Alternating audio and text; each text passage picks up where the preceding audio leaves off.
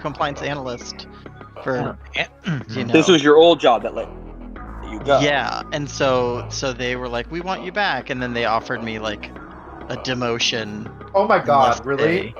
Well, not like an actual demotion, but like I've been a manager for the last 12 years, and they offered me an analyst position, and I'm like, no, no thanks. It's not worth it enough to me to do that. So Here it is. Here it is.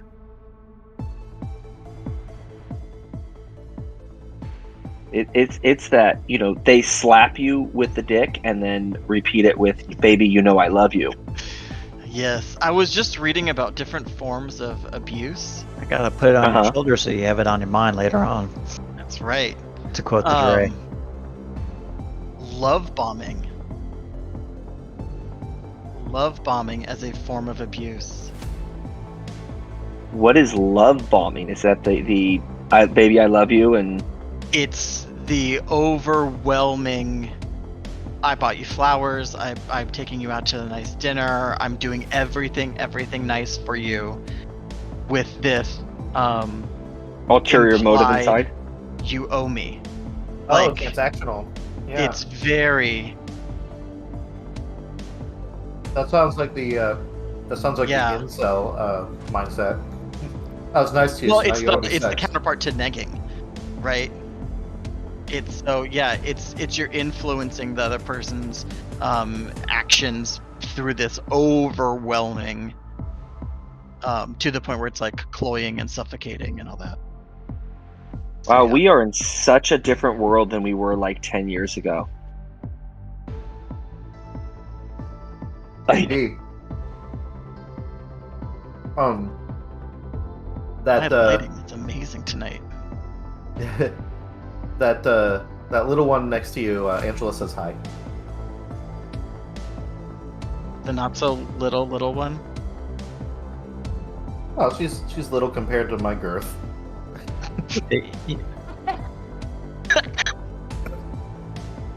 I got Scott though.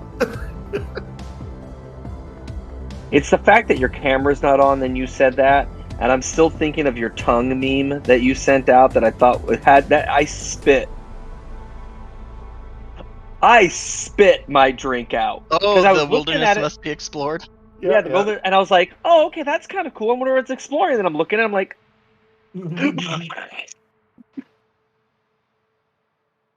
It's because I'm stuffing my face with a quesadilla. I don't no want worries, to no waste worries. it. And then in my head, as I'm looking at it, I start hearing dun, dun, dun, dun, dun. Okay, I read something today that made me stop and think. What is your favorite old Taco Bell menu item that is? Mexican nuggets. Mexican nuggets, 100%. Those are still there, dude. Double decker tacos. Yeah, still double there. decker tacos are. They're gone. When? Like a while ago. Fuck that. Yeah. Volcano tacos and volcano burrito. I miss those. No, dude. Mexican nuggets. That's the only Mexican thing. pizza. Grilled stuffed burrito. I have to tell you guys, I haven't eaten at Taco Bell in 30 years. I refuse to eat at Taco Bell. I watched them make my food once. I mean, I watched them make my food once. They went to the bathroom, like I'm in the bathroom, and the person didn't wash their hands, walks right in, and I watch them walk right up and start making people's food. And it's like, oh, it's true Mexican food. And I'm like, I'm out of here.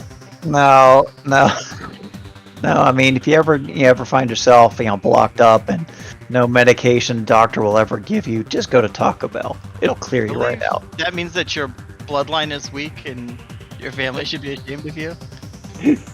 My constitution is weak. Okay, poll question for the viewers. We got one for Mexican nuggets. Double decker taco. Double decker taco. I liked the Mexican pizza. That was a really good one. Mexican pizza.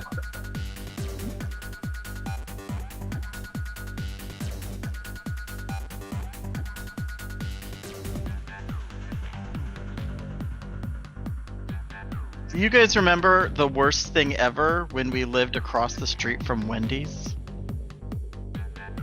From the Wendy's that was open till like 3 in the morning, and we could go get Frosties and fries after a WoW raid. That was bad. You mean the Wendy's on Cass Valley Boulevard? Yeah. And we were like kitty corner to Little Caesars and like across the street from Wendy's. The Little Caesars was dangerous. That was dangerous. Little Caesars is always dangerous. Did you know that pizza is the best food for the car? The thing that terrifies me is the fact that I'm starting to see Little Caesars with drive-through windows, and it's like, no, I don't need the hot and ready. That hot and ready. Is it good? It's hot. It's ready. My problem with Little Caesars, I love it, but I know when I'm paying $2 for that pizza and the cheesy breadsticks, they're still making a profit. Yeah.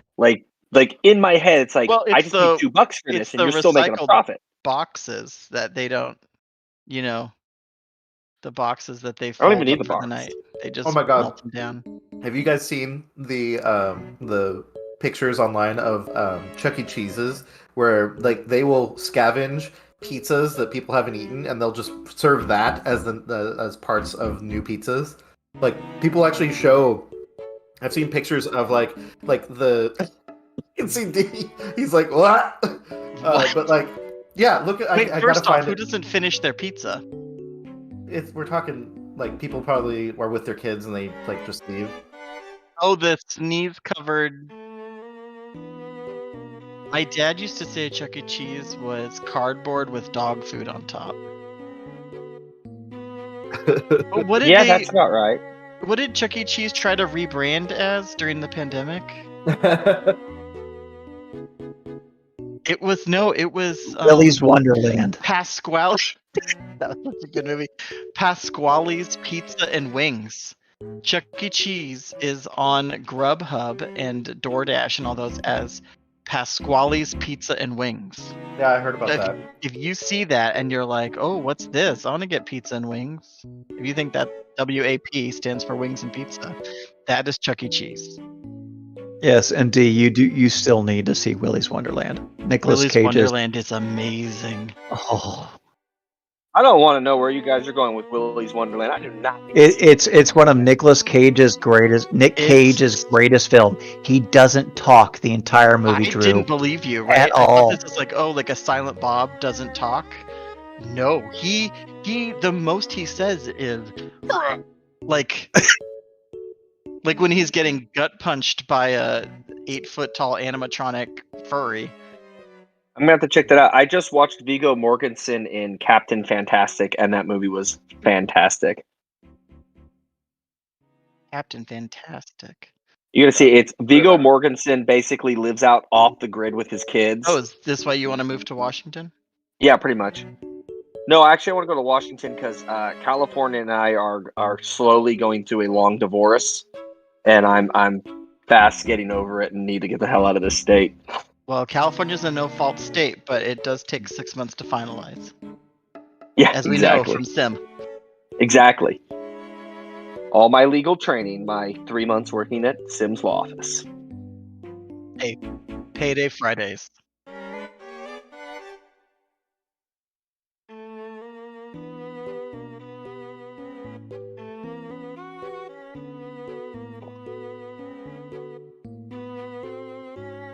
Oh, there. I've stuffed my fat face. I am just catching up with the stream chat. Oh my gosh. Angela, 2 days of... That's... Yeah. 2 days of food poisoning. projectile. I mean, it's great for weight loss, but not good for long-term dental. wow.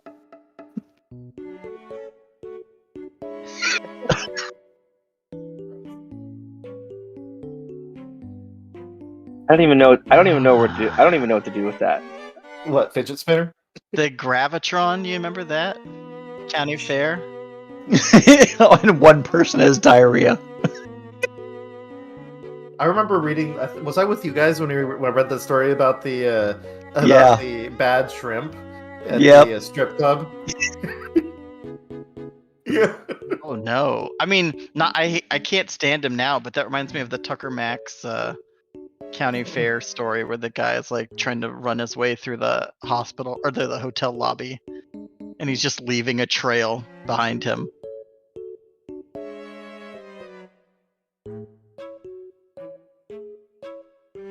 Yeah. All right, shadows.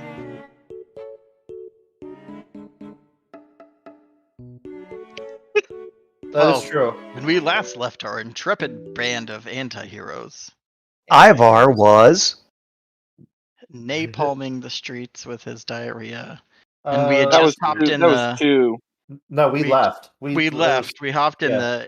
the AV with Alex. We teleported to the AV. Yeah. And then I don't know if we projectile vomited inside the AV No, we were not due doing to well. the ship-to-ship transport that Scotty hasn't invented yet. Though.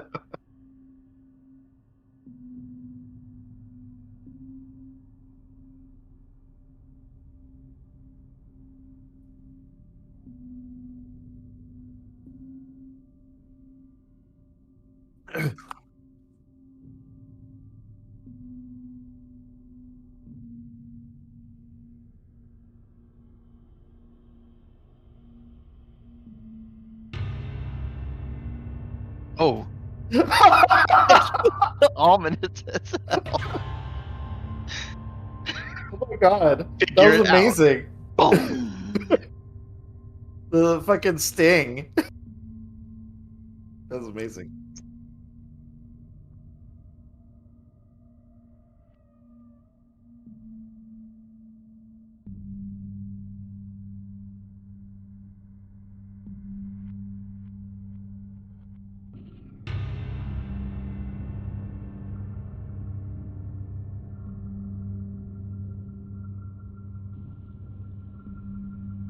Yeah.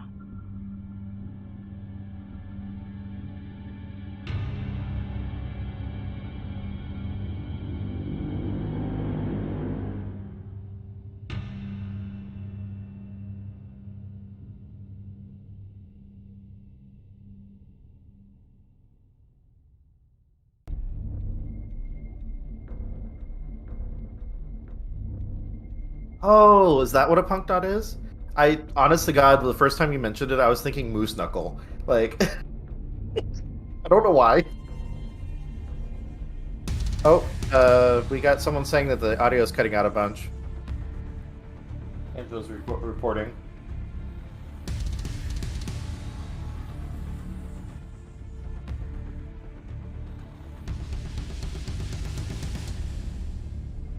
Oh, Yeah. we.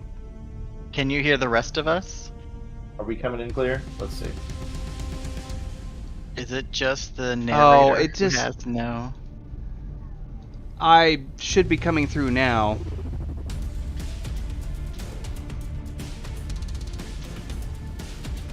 I can hear you on the stream clearly now. Yeah. Yeah. What did you... Well, for whatever reason, I hate it whenever I'm going through all that stuff. That whole shit always gets lost. Like something amazing always happens when my audio cuts out. But the microphone had switched to default instead of just being on my headset like it's supposed to be in OBS. So it wasn't there. I like his glowing face of darkness.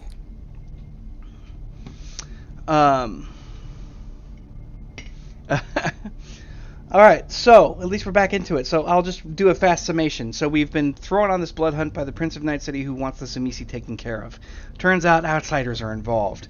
Outsiders being an extraordinarily powerful race of beings that seem to only want chaos, at least in some respect, but their motives are rather unknown. We don't exactly know what they want. They're just wreaking havoc and making things a miserable mess for everything. They're upsetting the balance amongst various realms, and it's becoming a problem. Now they're infecting themselves directly into this particular war, and we're having to clean up the mess. The last incursion, the second nest, was dealing with this punk knot, where this truck was blocking out the intersection with a bunch of punks getting involved, but the vampires had somehow or another gotten involved at the same time. We don't know why that situation was started, but it was. Then we have we have the situation where something intervenes on the fight and begins to transmogrify tens, if not maybe, 50 or more people at once into all sorts of strange things. Oh, the apartment, right? Yeah, whenever it attaches itself to the apartment, it's sprouting out from its back large spider-like legs so it can cling to the side of the building and create this ripple effect, leaving everyone in what seems to be in the various apartments in that area to burst forth and direct themselves into the street to join the foray. And that is when everybody was like, it's probably time to leave. And Which was smart. yes. So Alex, with his AV, shows up. Everybody gets teleported in because Ivar manages to do a snap teleport right when he gets within range, and we blast the hell out of there. So, that is where we're left. Everybody basically slightly nauseated and being suddenly bombarded by inertia as you're slammed into the AV as it's beginning to pick up speed. Is everybody okay? Getting there. Barrick's gonna... He still hasn't quite figured out how his, nano medical thing works. He's gonna, stare at his, ripped up body and just, concentrate at it and see, he's still trying to figure that one out properly. Well, so the nanosurgeons are doing their work. You're healing a lot faster. It just appears that you're going through weeks worth of healing process in the matter of minutes. So any of the remaining injuries that you had suffered finally heal themselves all the way up. Yeah. But it takes about 10 minutes or so. He got that save from Mr. Yeah. Dick. Richard Tynes, yeah. Richard Tynes. And this is kind of one of the first times that the cult has actually been legitimately hurt. So his clothes are shredded. So he's kind of sticking his hand through the shirt like this, going with his his finger, like he's licking his finger dangling outside of his shirt, going, "I really like this shirt." Barrick's gonna do the old first time, he's like, because he's laying down the AV, just he kind of lolls his head to the side, with his finger just kind of sticking up like that, and he goes, "Yeah, I haven't been hurt this long since the Nazis." And then he goes back to staring at his finger, and he doesn't explain. And Ivar, you see Ivar just kind of reaching out like this, because the last session, if you recall, Ivar had used the experience to up reality shift to level 5. So it's like he's sensing the new range of things. And D, I'm actually curious at level 5, is Ivar have enough reality shift control that he could recharge Riv's gauntlet without physically touching Riv? Yeah, almost like a cool... If she's within... technically speaking, the touching aspect of it was just kind of a...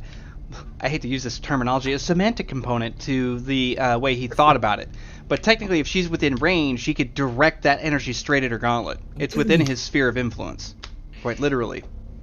Oh, within 100 plus feet? Yeah, if she's within that, he can reality shift or reality manipulate whatever's going on, and her gauntlet would count as something that he could encourage. Oh. Yeah, and so what I was thinking is Ivar's almost sitting there staring at Riv's gauntlet, and you just see him going like this, and I see Riv's gauntlet slowly glowing as he's moving his hands. It's it's pulsating, and then he just kind of goes like this, and then all of a sudden, Riv's gauntlet is fully charged. And Ivar's like, well, nothing to do. Well, you've got Richard in the vehicle at this point, and he's at the far back, slammed up against the wall whenever he first arrived, and he's just looking around inside of this going well, this is nice. I didn't know you could do that. Oh. Do what? Yeah, Ivar's... Yeah. Are you... who are you?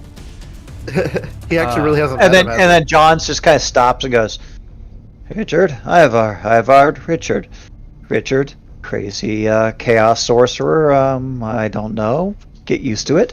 And Richard, Ivar, Richard, Ivatar of Death. Oh, you looked familiar. Very nice to meet you. I'm Ivar. Richard, as twice introduced. Where are we going? Oh, Back to home base. yeah. We got more issues going on down there. That was like almost half a block that's going to get eaten alive. And that block is lost. Because we don't have the ability to take on vampires who've been converted by the Outsiders. And if you're not familiar with Outsiders, they're trans-dimensional beings that exist outside of all the realm of things and have decided to fuck with our world. Oh no, I'm familiar with them. Universe They've been ripping Purgatory to pieces ever since they got here, but I didn't know how many there were. Oh, that's just Avrothrall. He's just being a douche. You know its name. Avrothrall. Yeah, he likes to name drop. Yep. Not to name names, but We may have run into him. Right. Okay. And yeah, of course, you know, Dravis is just right next to him on the same bench. Yeah, Dravis is sort of like, you're And gonna then use Barrick, you want to take this one? That's Dravis. Yeah, Dravis is I know from- Dravis. We met him a while back. He helped us out. A very nice man. Dravis, how are you? Dravis is our companion from another dimension? Is that accurate? more or less, hopping sideways along various possibilities, if you want to put it that way. I don't So- really come from the most friendly of places. As a matter of fact, this isn't too bad, I'd say you probably feel a bit like home, huh? generally. More at home when And- I'm pointing a gun. And so now you're all, and then, like John's just like this, and now you're all caught up. Yay. I feel like we're collecting strays. Well, I mean, you're gonna need an army to deal with whatever shit that was, as Dravis is indicating with his thumb. And I can tell you right now, you will have an infestation issue, because if that continues, who knows how long the rest of the normies down on the ground there are gonna be able to handle that.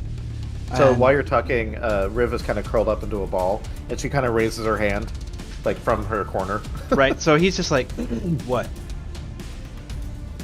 So, let's see. Trying to figure out how to say this.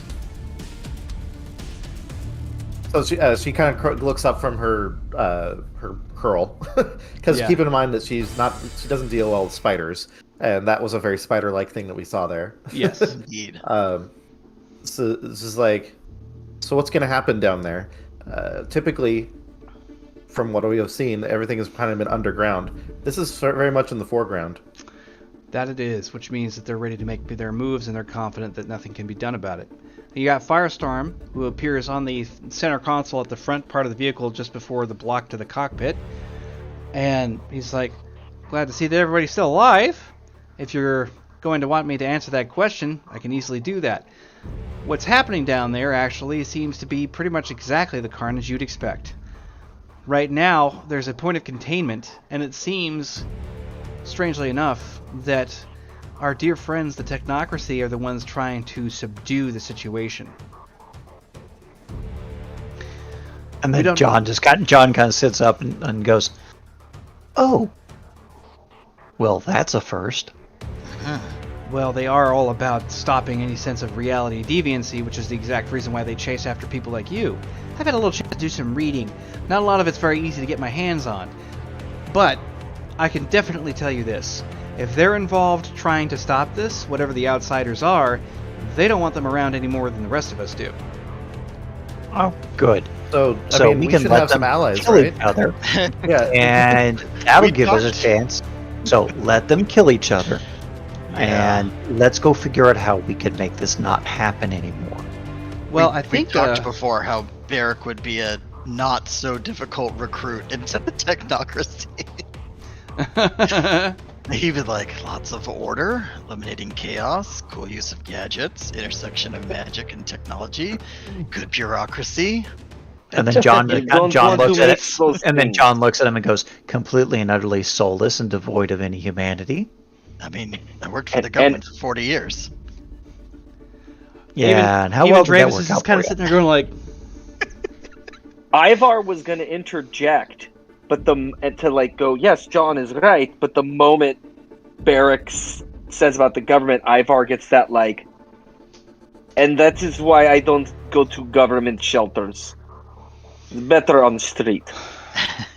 I think government shelters might refuse you, Ivar. No offense. Brave is just kind of giving you an earnest At point of least view want there. some hazard pay. So ultimately, the reality is we are not nearly well enough prepared to deal with the threat as it stands. That is Well, correct. as it turns out, We need to finish my shoebox.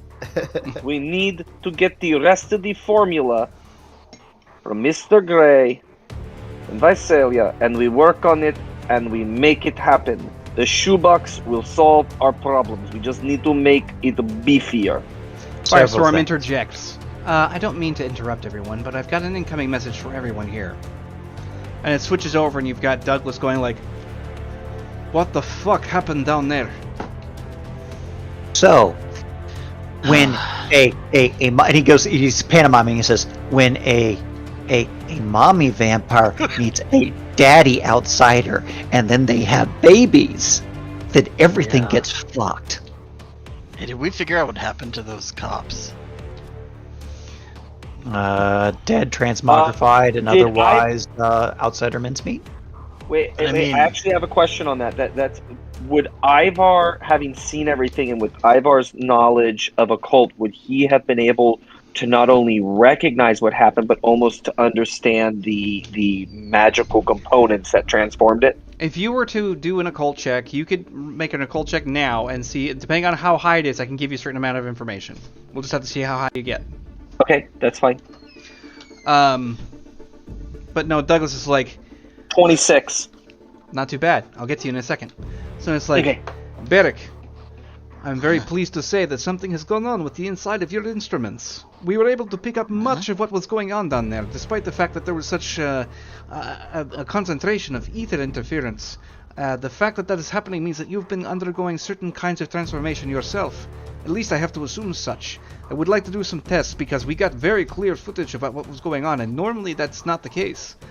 Now, most of the first part of the battle, right up until the point that Ivar does something that I really wish I did not see, but the main thing is, whatever you encountered out there was not an outsider, not at all. It was something else.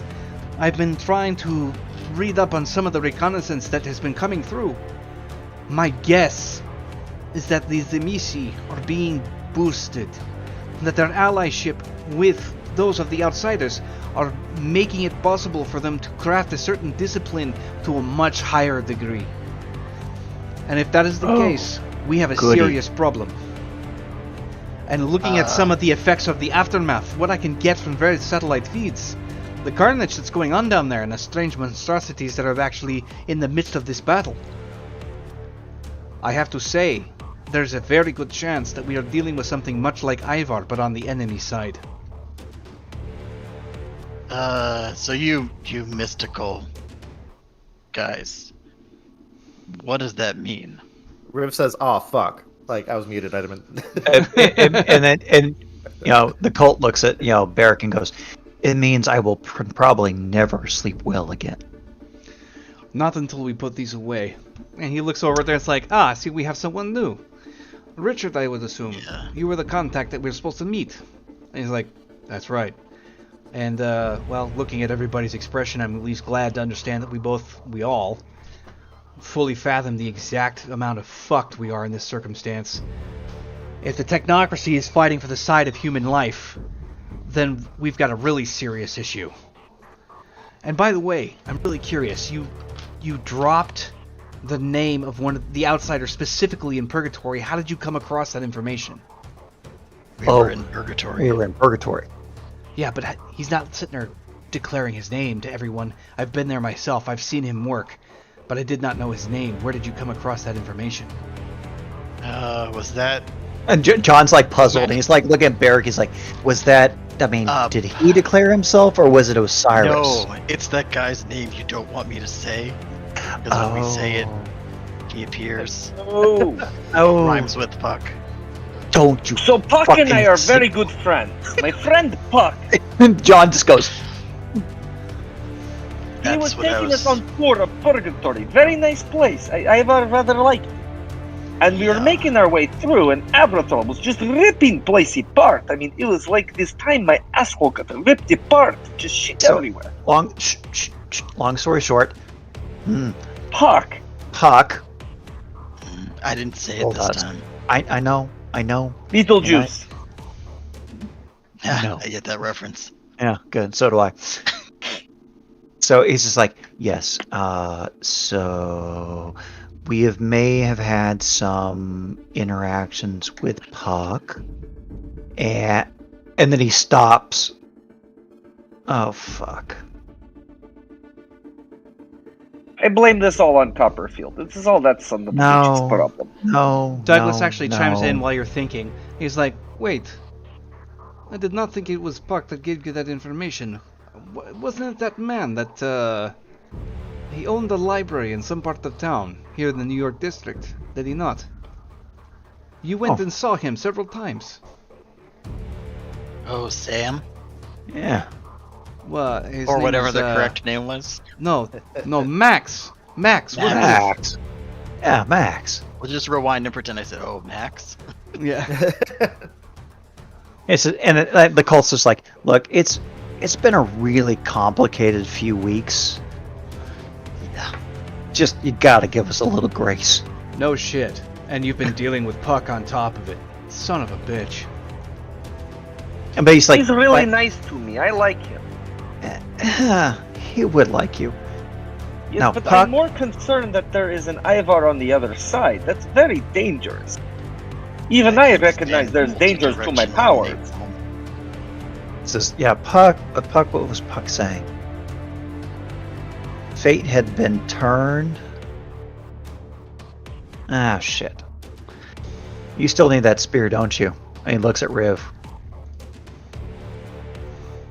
The spear of destiny was taken care of. We gave that to Owen. Oh, that was taken care of? Yeah. Says, the only other thing was the Holy Grail. The Grail. And he's like, The Grail. yeah. The Grail! Yeah. The Grail. Fuck. I still need to find the Grail. Because he's just like, John's just kind of thinking, says, we're not powerful enough. God damn it. That's why Puck mentioned it. Fuck. Dougie. Side note, among all our other problems, I have to find the Grail. We're not powerful enough. You know, in your spare time. Wonderful. I will go and investigate the Yellow Pages. I'll see you when you get back. Like that, he just cuts the feed. All right. Weird thing though. Would Michael have any idea where that could be? I mean, he might. Isn't he still... ask him. Michael's actually currently at Dark Sun Industries, hanging out with Saber. Firestorm. Wait, That's not a Firestorm. What's the other one? Alfred. Alfred? Oh yeah, she basically she appears inside using the hollow emitters, and she's like, "Yes, ready to help." Did Miss Silver get my condolence card? Of course, I made sure that it was received. All right, just wanted to check in with her. I was just reminded of what she went through. Well, I can more or less surmise, based on the conversation and where you might be heading with it, you had inquiries as to what Michael might know about the Holy Grail. Am I correct? I did. I mean, it's always good to give something before you ask for something, so I wanted to make sure that the card that I had asked to send had gone through. Well, it did, and it was received. I can make certain of that. The question that you might be interested in is whether or not I can actually request an invite from Natasha Silver herself in order to get you an audience with Michael. Would you like me to do that? I mean, yes. If it's not too I much loved trouble. Miss Silver. She was so nice. Had such bad things happen to her. I believe that she is still in mourning for Avalon, but that is a situation for another day. I will send out a request. Was there anything else that you might need? Oh. Some vodka. Well, I will make sure that vodka is Douglas, prepared when you get home, Ivar. Douglas said something new was going on in my head. Can we link up when I get there? Of course. I'll make certain that we can do that just when you get around. Was there anything That else? 5G.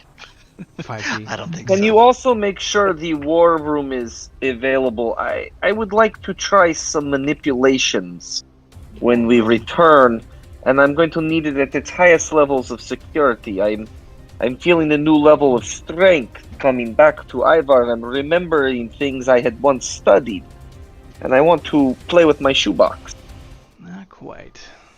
Believe And then The John, shoe top? and John goes. Holodeck or danger room. You gotta John pick just one. kind of looks at Ivar and says, yeah, and Ivar, if you need help with the shoebox, Yeah. Guess So my- so the it's my thought that's better going through my judgment. I can head. help. Thank you, John. What I'm actually thinking, since Ivar's at a higher level of reality shift, is almost going back and looking at the device and seeing what he can do with getting that shoebox and what he knows and what we've learned so far to get it to a point that it's a viable weapon we can use to start trapping outsiders. Right, and that way you can start working from the danger room. Now, to get back to your occult roll, you can surmise that magic was definitely involved, and it was not of the typical sort. Now, what you understand about vampires specific to the Tzimisce is actually a little bit limited.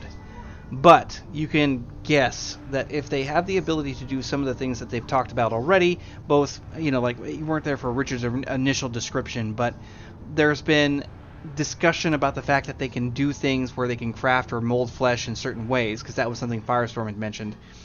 If that is something that they can do, if this becomes over-amplified, they may be able to do something similar to yourself, though not to the same extraordinary capacity. And would Ivar know if we are in danger? Like, if there's radiation from, fallout and you go near it without special protection, it's going to screw you over. Well, in this case, you would assume that it has to follow the same principles that usually most magic does, which is focused intent. So unless you're not a part of that focused intent, you're not going to have to worry about having anything happen. The challenge is going to be overwhelming the will of the person who's being transformed in this particular way. Which, if you look at the street, the block, and the rest of it, good chance that most people have hardly any, any comparable will to fight something like that. Which is why so many could be turned or converted in such a short order. But if it's not an outsider that was coming across, as the assumption initially was, then you're dealing with a souped-up vamp. That's probably what you'd guess. I have a So, weird question Ivar about vampires. Can any mortal be turned to a vampire? Yes. Even if they have other supernatural abilities? Yeah. Beforehand? Yeah. Do they retain those? They kind of get converted. They might twist and morph and bend. Like if an Ivar got turned into a vampire. Then there's a good chance that he might wind up getting all twisted, bendy, and weird. Yeah. Worse than he already is. But the question is, you wouldn't want to eat a rotten hamburger, so that's probably what a vampire would see when they try to go to eat him. You would download a car. In character, Barrick's gonna kind of look across at Colt and say, "Hey, John, I don't really understand paradox, but what's the risk with all that was going down there? That seems very public." You're asking who now about this? Colt. So if I draw and he's like rubbing his hands like that, natural heat from my hands, and it's like condensing, and then all of a sudden, just like you see them kind of glowing with a little bit of flame. That is using essentially non-vulgar, in the sense that I'm using natural environment and everything else, and it kind of calms it down just a little bit. Now, if I just outright conjure it, and then you just see like a glowing ball. If I don't concentrate my will strong enough, then it breaks reality, and there are consequences. You've actually seen that, and it disappears, snuffs it out. He says, "You've seen that happen to me, where my spell broke." Right. And Ivar at this point chimes in, and when you start breaking reality, if you don't know what you're doing, the pieces go everywhere. But if you know what you're doing, you can make magic happen. But it does raise this question. Colt, do you think it's possible that we could create a device that could block the intent of will of other magic users? So if they're attempting to shift mortals into things they need not to be, we almost block it from happening or redirect it back at the caster himself. I mean, you're talking about high magics on a level that probably haven't been seen in a very long time. I'm thinking more of Perfect. the breaking of the minds of any of the civilians who were out there when Vamps and those weird skin dog things and Lady Tarantula and all that. Does that have some cumulative effect? Like, we're not summoning Cthulhu or something, right? Because 1,000 people just went insane. If somebody can harness that power, then it can be utilized to some effect. But I don't think these skin shapers are. I mean, unless they're creating a negative feedback loop and just compounding upon the energies, I don't think that's what they're doing. I think they've just been enhanced, as has been stated, by the outsiders to soup up their shaping abilities. You saw what the spider creature did. It transmogrified through Ivar-like chaos magic, which is the only thing I can think of it as, and compounded their shapeshifting into the will of others. I tried to boil the chaos blood. Magic. I tried to boil the that. blood of another being to make it detonate, and I nearly lost that battle of wills. So you're talking. Right. So I think we are dealing with someone of Ivar's caliber, but Dark Vars. Yeah, Dark Vars. Dark Vars. Dark Vars. That's what Riv's just popped in with. She's muttering to herself a minute ago. You know what? No, we're not going to touch that. Is this like? Wouldn't Ivar's opposite be like the good twin? I mean, that's now the you're talking about the paradox. Be careful there. See, that's the horrible thing is when you realize that Ivar's the good one. I mean, I guess it's all about intent, as you said before. Mm-hmm. It's the intent, and how you draw the ability. This or this, like the gentle glowing flames from the heat of it, like friction, or something more what is considered vulgar. That if I don't control my will exactly, that could incinerate the entirety of this chamber. In my little Magic for Dummies thing, it says, to be careful about performing in front of the uninitiated, doing things because of the worry that essentially there could be mass hysteria. Exactly. And ironically, if you take a look at, and he's just like spouting off on this because he's interested. That's why I try to just use the magic. The human mind can only grasp certain things. They have grasped a concrete reality of their understanding of their world. If you deviate from that understanding in a dramatic fashion that does not make sense on any level, it breaks the mind. Yeah. I remember that first outsider we saw. But thankfully, I partitioned that part of my brain, and it's just able to do its own thing. See, most of us have been desensitized to this bullshit. But there's still stuff that freaks us the fuck out. Right now, on that street, any human being that's even remotely saying that has lost their minds. They're gone. Sanity makes me look normal. Not necessarily. If the sanity is there and it's broken, the pieces are still there. You just have to glue them back together. You need really good glue. Oh, that's not terrifying. So, I've tried it a few times too. You re-manipulate people's minds, put them back together after chaos. It works some of the time, like frontal lobotomy. Sometimes it works. Nope. Yeah. So the AV is going to be Poor in the air Alex. for a bit. Yeah. Well, if Alex has seen some shit. He's just yeah. straight up. Alex, our chauffeur. But yeah, so the AV ride back is non-issue because there is obviously a lot happening elsewhere, but we managed to escape that area before it becomes too hot anyway. But it's about, Hey, D. if I recall, yes. Sorry, quick thing. It looks like your Twitch stream's name is wrong. It's saying it's still a video podcast. Yeah, I tried to update it. I can't change it until it's over. I'll have to wait. Oh. You Yeah. can't change it midstream? That's dumb. I have to go in there and Shouldn't- manually change it on both ends. You know how hard it is to stop midstream? It burns. Wow, okay. Yeah, Well, no, I penis in updated here. it before I started the stream, but I even did the close. That's why I have to close OBS, reopen OBS, click. I did all of that, and apparently it just never went through. Huh. Yeah. Maybe, yeah, that's weird. Anyway, sorry. I interrupted your flow. I interrupted your stream. I reached over and Don't It burns. Anyway. So the so the biggest thing here is the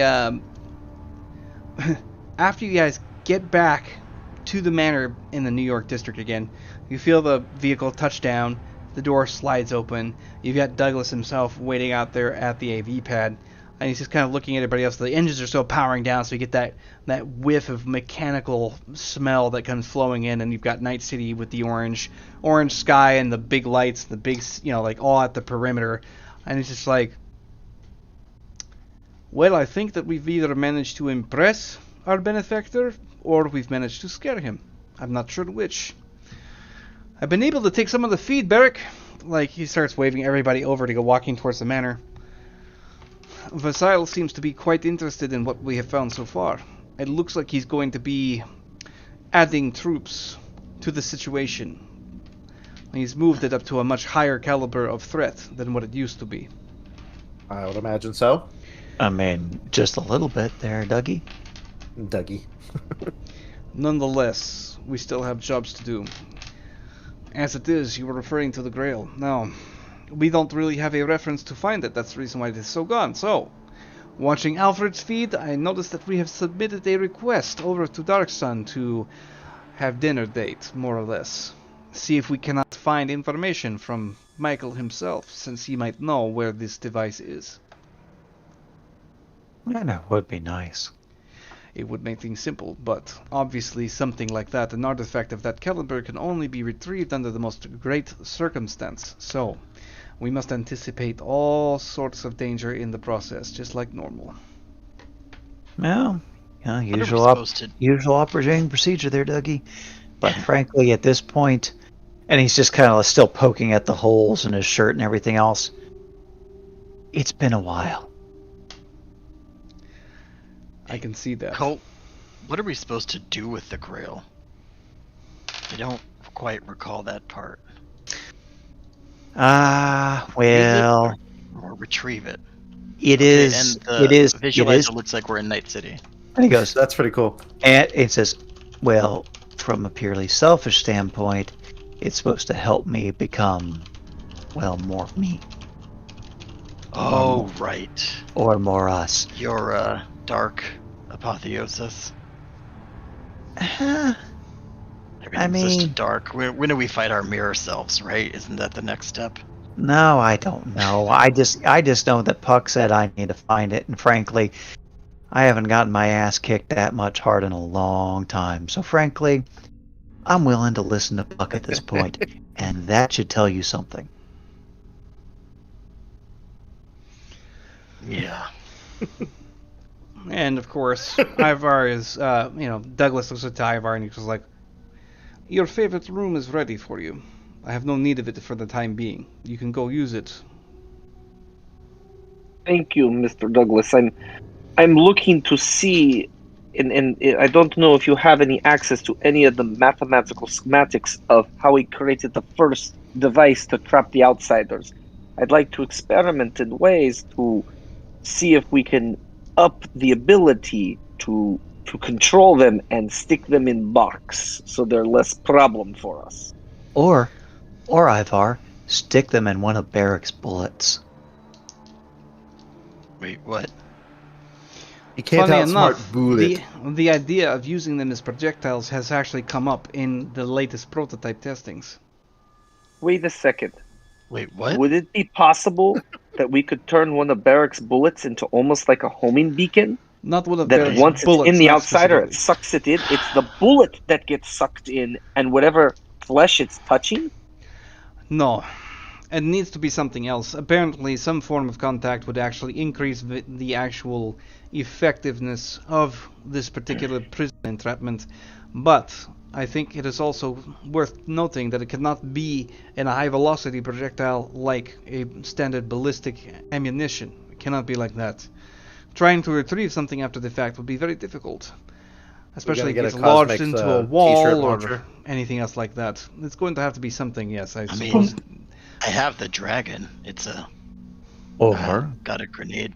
But okay. Now if we had All of that. a shotgun, we could have a Barrick's- spread that could be like a containment field. Oh god. And shotgun cartridges, you can just Oh fill god. whatever you Here it want. comes. Go ahead, Drew. I was just saying, I find it very entertaining that every time there's an opportunity for Barrick to start, like, I have this gun. Like, I've been waiting to use it this whole time. Like, yeah. it's like, I don't know if you knew this. Like, I have a plasma gun, but next I have an even better gun that it's still in the package. I used wanna- it one time. It was not very effective because I couldn't get the range right. The pump and dump.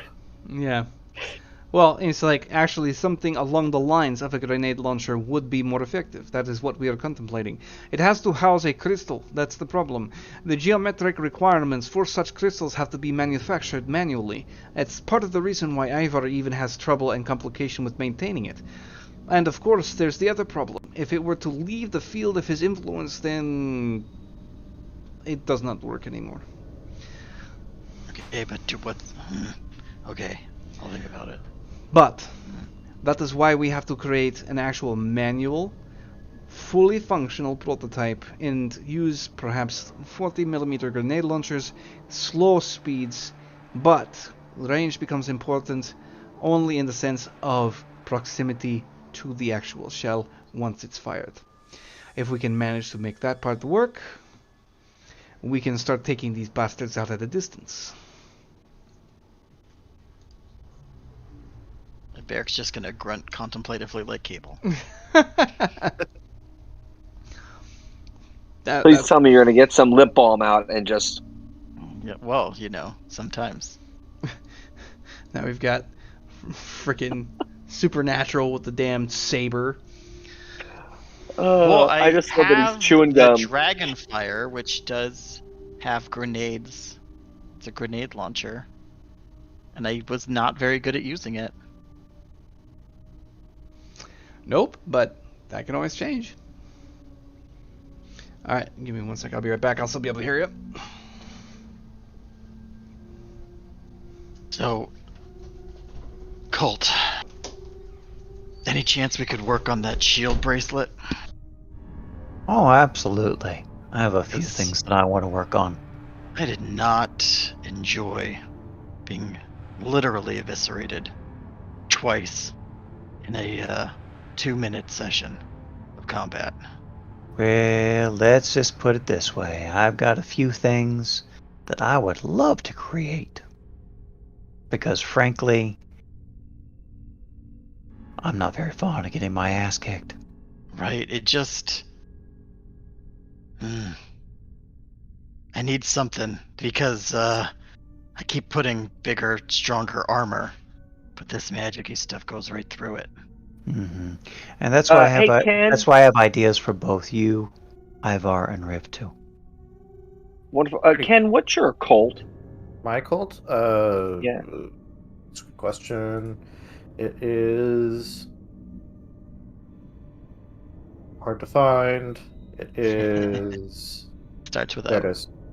Well, but it's not. Wait, is it? Oh, it is alphabetical. Okay, well, my rank is 3, so I get an 11 on my total Oh, because of I have my a 13. primary stat. Mine's 11 total. Like rank's Okay. 3, but because of my intelligence and sanity, it's 11 total. Okay, because I was just curious because if I recall, Riv was a specialty in magic artifacts, correct?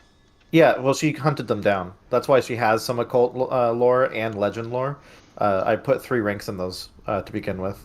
Because what I'd be curious with is would Riv's knowledge of occult artifacts and magical artifacts come to play mixed with the cult's general knowledge of the occult along with Ivar's to see if we 3 could craft a way to strengthen the box and get it in a way to be attuned to the crystals from the grenade launcher to almost like devise some way to make this work. I mean, you can definitely utilize, the cult's strength. So you can utilize his ability to, you craft the intent, and the cult will provide the mana. It's just like there's 3 items that I want to make for the other 3 characters, but he needs Ivar's strength in turn. Yeah. And you can and you could potentially utilize Riv's knowledge of just artifacts and Barrick's knowledge of crafting. You have the 2 power sources, Ivar and Colt, and then Barrick and Riv kind of crafting that aspect, manually guiding it. Because I'm almost they direct the energy, and then they're just going shape it here, and then we trace the lines. And that was my general thought is, we've attempted to do this where it was Ivar by himself and it didn't work very well, and then Bill, you and Ivar, the Colt and I tried to do it and it got a little bit better, and I'm wondering if it's almost one of those. And D, what is your thought on this? Almost the gameplay of the 4 of us are coming together to craft it, to try and make this device achieve our goal. Well, that's kind of, yeah. The collaboration on this level is going to be necessary. And the thing about that is that obviously the first one freaked out the target, right? It had a dramatic effect on what the target was doing. Problem was like what Douglas had said, of that proximity was an issue. You had to get up really close to this dangerous target in order to do anything with it.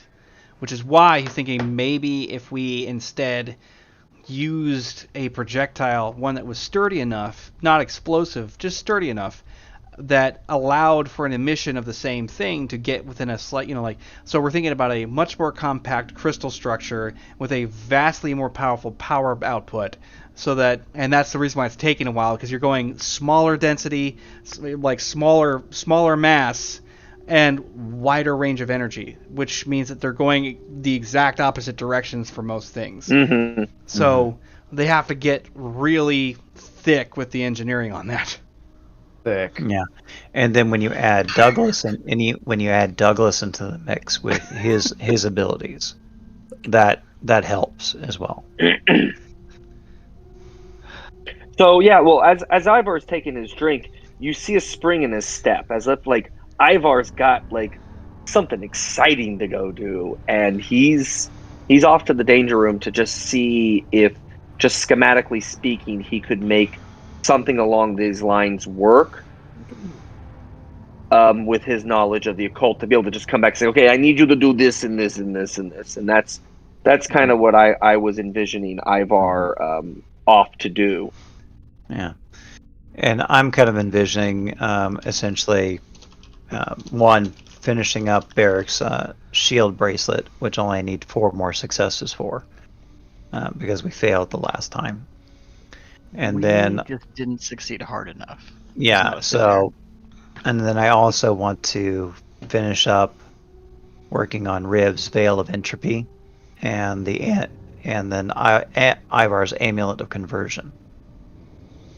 Right. So he's Cult is going into the mindset of, no, I need to craft these things prepare. Specifically because we're not prepared. And Colt knows how he needs to repair. He needs to go find the Grail. But if he can aid the others by doing and creating these things, and he's going to need Ivar's help for that. And you just hear Ivar shouting back to you, "I did not die this time!" And you just see his head bobbing up and down as he's walking down the halls. And he goes, "You're welcome for the last one."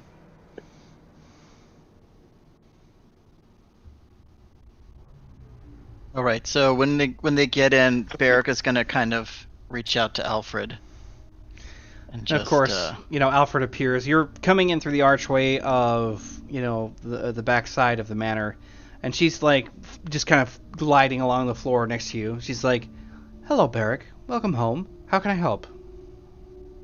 Well, Douglas said, I don't know, the footage I was providing was drastically improved somehow, and I hadn't consciously made any changes to anything that I'm doing, so I'm normally you're on a what tight changed. beam two-way transceiver that allows it to be able to transmit this video footage at rapid pace. Unfortunately, with any kind of ether influx, it creates a problem, because the interference is so intense, it usually blocks that even a tight beam signal can't really get through.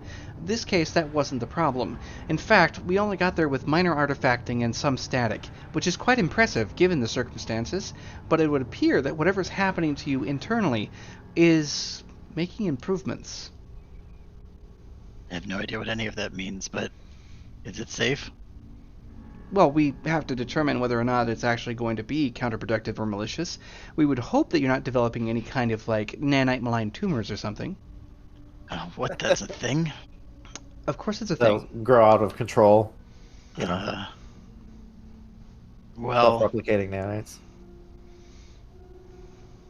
so I took some pretty significant damage, and the nanosurgeons went and did their thing. I have to wonder, where are they getting the material? They use themselves, actually. The nanosurgeons me. actually employ their own bodies, creating the various encoded structures that are required, sealing it together, and creating new flesh of a sort. They're actually organic robots. They're not actually metal. Some people get that wrong. So are they using food I eat? I mean, Well, they're more What just are they piggybacking off of your replicating? body's system, but they themselves become the new cell structure to allow you to be able to heal. They're not doing anything that your body wouldn't normally do. All they do is create the canvas and structure and scaffolding so that you can properly heal, but they expedite the process and employ their own systems. Once they've created the necessary scaffolding, they expire, but they don't leave anything that would give you any permanent damage. Your body then heals through it just like it's supposed to. Is that why I'm so hungry all the time? Correct. Your metabolism would receive a small bump while you're actually taking the medication. Do I need to alter my diet to accommodate this change in my healing process? I would say you'd probably have to eat more beans. She Oh. I mean, I'm What a sticking joke. to black coffee and grapefruit, so maybe add some legumes in there. that wouldn't hurt anything, I don't think. Though my understanding right. of natural biology is probably not going to be quite the same as to yours. You seem to have a unique sort of homeostasis that is both synthetic and organic combined. We'll have to know exactly what it is based on the next series of tests we run.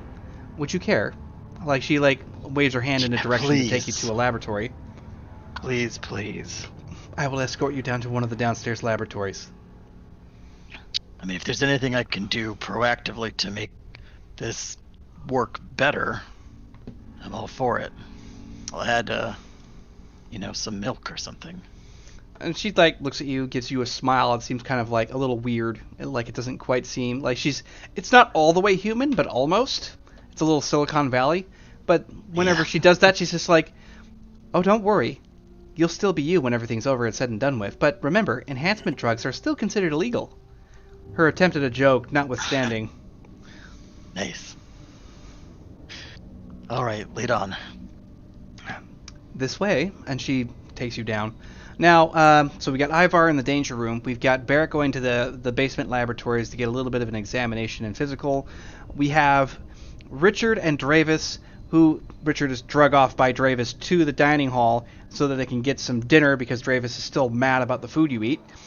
So he's just sort of like, you've got to try this. Of that, we have like actual good food.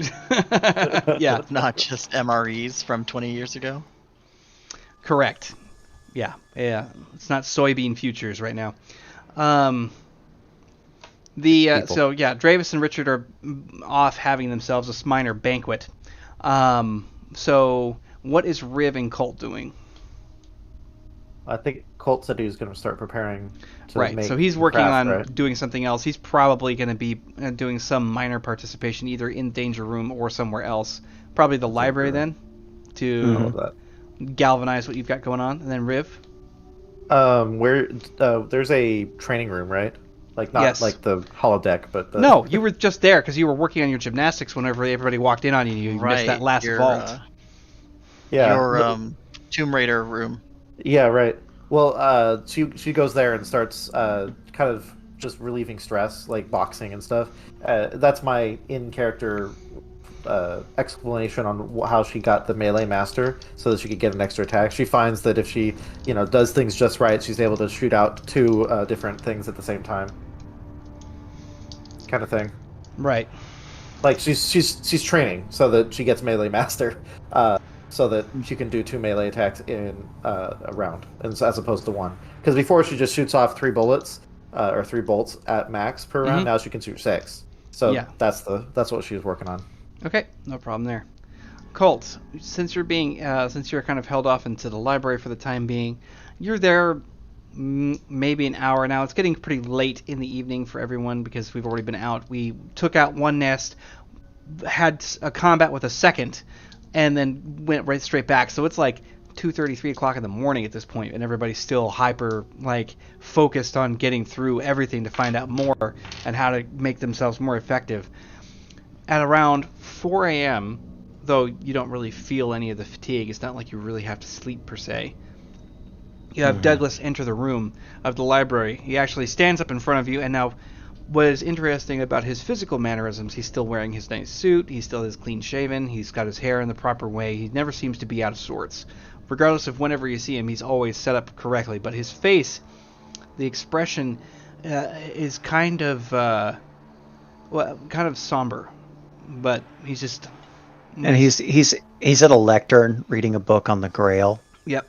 Or actually, he's looking at magical crafting book that Right. the little gargoyle demon thing helped him find. The homunculus. I remember Yeah. that. Imp. Yeah, the book imp.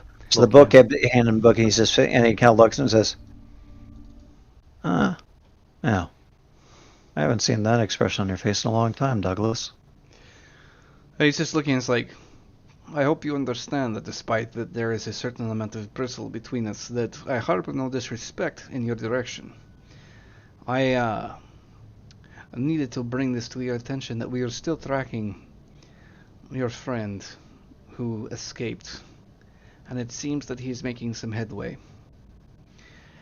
Unfortunately, we have not been able to track him as easily as I had hoped. And partly because of the current problems that we now suffer, it will be more and more difficult to track Sinclair. But he's leaving us footnotes. Excuse And me. what footnotes is my elsewhere estranged other leaving? It seems that he is extremely interested in letting you know where he is and what he is doing rather often. And it would appear that he's begun building a family, though he seems to be doing it quite slowly. I mean, that's good and bad. Yes. I mean, reality is he doesn't do anything without a reason. This He is wants true. me to know, and you're right, he wants me to know. Because he knows that it's going to piss me off. He knows it's going to drive me to irrational action. And frankly, I'm a little tired of that bullshit. Because it's like 4 a.m. He's just not getting very excitable. He's just like, I'm a little tired right now, Douglas. I can't let him piss me off. He's like, I'm not here to piss you off, but I am telling you this. He has made some progress. We have known about 2 targets that we suspect are going to be in his grasp. Something to look for whenever it gets down to it. Is he going for the targets, or has he already acquired them? We assume that he has already successfully managed to convert them. And who did he convert? A 9-year-old girl with whom he had no original or prior contact with until one day he had met. It seems that he had organized this meeting to get on camera. She seemed to have been an orphan. We're still trying to pull files, but she's so young and sinless, we have not been tracking her very well. But And Douglas can just hear the grinding of the cult's teeth as his hands like almost tear chunks out of the lectern because they're gripping so hard. Yep. Well, it's like And the other happens to be male, approximately the age of 16. It looks like he is trying to find his children first. At least that's what we suspect, based on your descriptions of his behavior.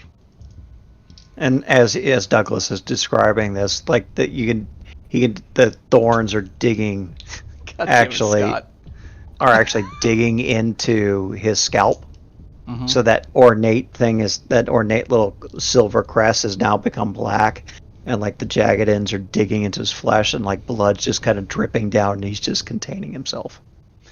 He's like, I just thought it would be good for you to know that we have not lost track of him completely and that we are ready to move as soon as he makes the wrong move.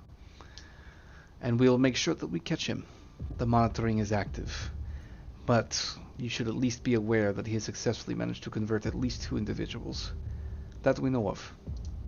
I will keep you posted. Thank you, Douglas. And then at this point, as he just looks back down at the book, his eyes start going black. So they're no longer like glowing blue like they usually do.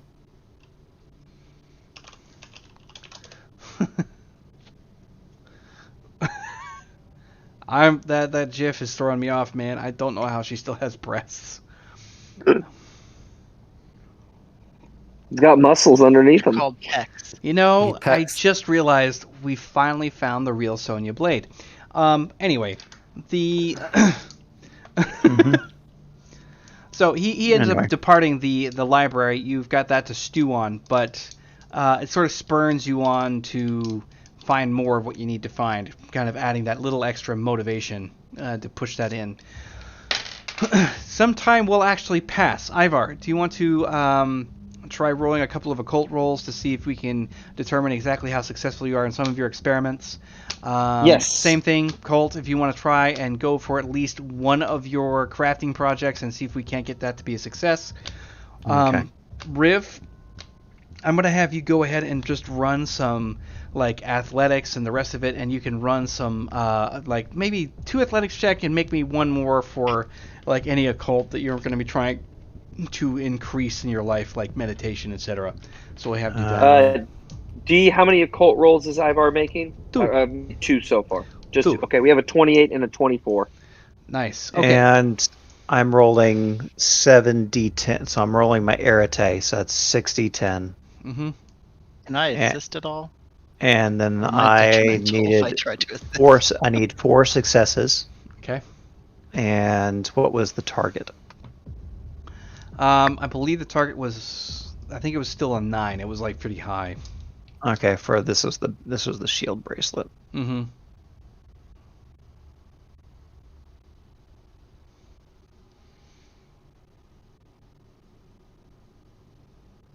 I mean, Bump those numbers up, buddy. I could. You have Bump the that. 1 You up, have- bump the 8 up. I was gonna say you have full luck, so So I might as well just pump up that 8 to a 9. So that's And get rid of the 1. yep. and then get That's rid of 2 the 1. boosts. So Yeah, that's 2 that's boosts, 2 and you boosts. got So it. I got the 4. Okay, so Barrick, I'm gonna post this for you. All right. While everybody's doing their rolls and such like that, and Ivar, I will let you know what your rolls earn you. Barrick, it would appear that Yeah. Douglas's initial assumptions were correct. it would appear that your body is beginning to assimilate a rather strange equilibrium between the synthetic and organic. You're starting to manifest the capacity you have. Kind of like you can say the human body is comprised of 70% water, but we really can't see where the water exists. Mainly in blood is where we'd normally think. Like, this is where most of it's coming from. But water is saturated throughout the entire body. You're starting to carry a potential percentage of synthetic fibers throughout your system that are either overtaking and or intersplicing with all of the natural muscle fibers in your body. All of your cybernetics are starting to become cohesive. They're not separate systems that are merged, that are slapped together and then basically screwed in. They are becoming a part of your living system. As a matter of fact, there seems to be some sort of like pseudo-organics or some sort of metametal that is beginning to formulate inside of your body. And what I mean by metametal is that metal that is actually technically considered to be almost a living essence of something or another. Horrifying, Drew. Thank you. I appreciate that. Yeah, that's not okay. It's awful. Kind of makes me think of like that really old horror movie, the frickin', what was it called, Puppet Master or something?